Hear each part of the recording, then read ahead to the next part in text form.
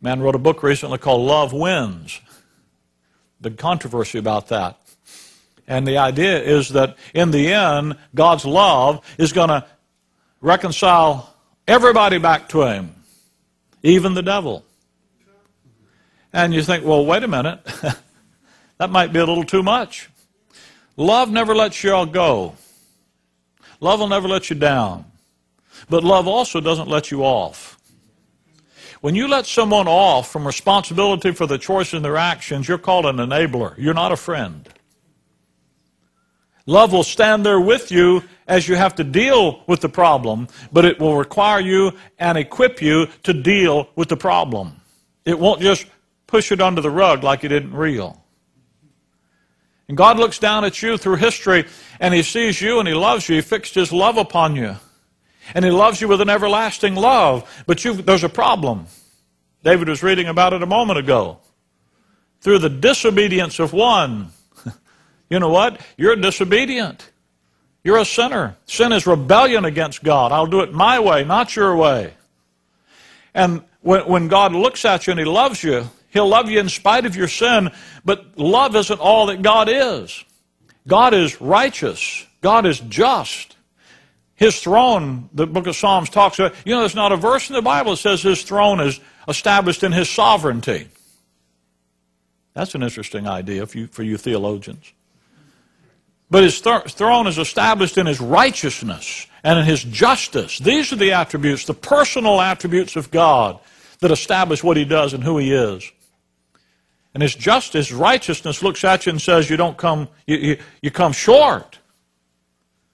And love says, but I still love Him. But righteousness says, but we got a problem. And justice says, the problem is you came short. And the justice of God is sort of like the enforcer of the righteousness. God's holiness is made up of His righteousness and His justice. Two of His characteristics. And justice says He can't come in because He's a sinner. And God's love still is attached. And yet, you're unrighteous. And so the love of God, not to be outdone, goes to the wisdom of God, another one of His attributes, and says, can't you figure a way to fix this? And the wisdom of God says, well, we can't change who we are. We're righteous. So what do we need to do? We need to change who you are and make you righteous. And the wisdom of God, that's why Paul says we speak the wisdom of God, the wisdom of God in a mystery.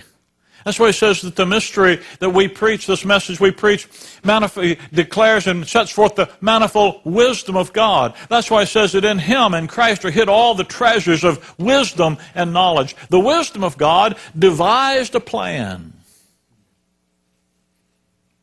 that He called grace. You see, grace is not one of the characteristics of God. Grace is the plan of God whereby His character can include you too. And so grace is all that God's wisdom has designed to accomplish your and I's redemption and life.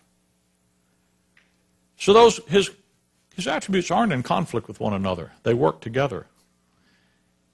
And so the wisdom of God made the plan. In fact, if you go down to the verse number, if you go back with me to Ephesians 1, if you go down to, you see how he says in verse 1, grace be to you and peace from God our Father and from the Lord Jesus Christ. If you go down to verse number 7, in whom we have redemption through His blood, talking about Christ, the forgiveness of sins according to the riches of His grace. I use that title, the riches of His grace, for our radio program. One of the things, that expression, the riches of His grace, in order for God to manifest and express His grace, it cost Him a lot. That's why He had to be rich to do it. You ever wanted to buy something and you didn't have the wherewithal to do it? You weren't rich enough? God was rich. And when he talks about His grace, he's talking about it in the context of the costliness of His grace. And it cost God. Listen, don't let anybody ever tell you that this thing about cheap grace. Anything that cost God the life of His own Son, the second person of the Godhead, the one that back in the Old Testament He calls Him the apple of His eye, the one in whom He finds all of His delight. Paul says that it pleased the Father that in Him should all fullness dwell. The Father made Him to be the preeminent one. The hero of the Father's heart is His Son. And that's what it cost Him. It cost the Son, though He were rich, yet for your sakes He became poor. 2 Corinthians 8, verse 9, Paul says, we know the grace of God.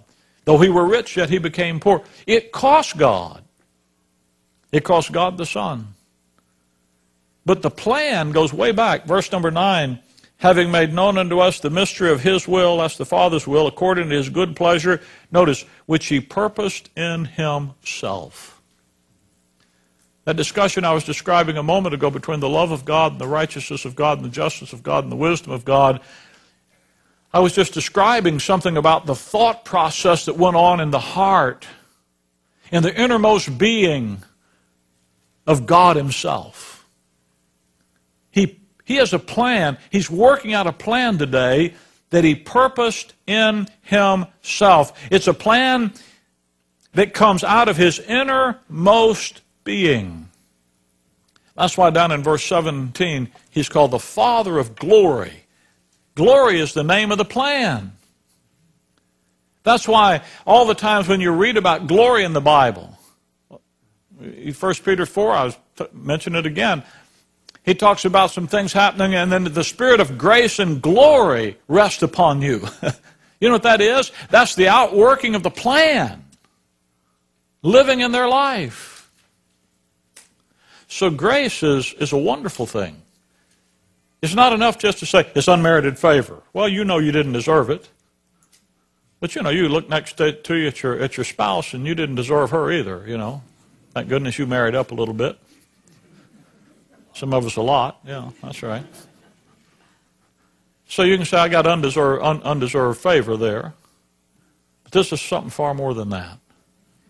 It's really the content of everything God has planned from the innermost sanctuary of His own heart to accomplish through His Son. And you're a part of it. It's given to you. Oh, that's a big thing.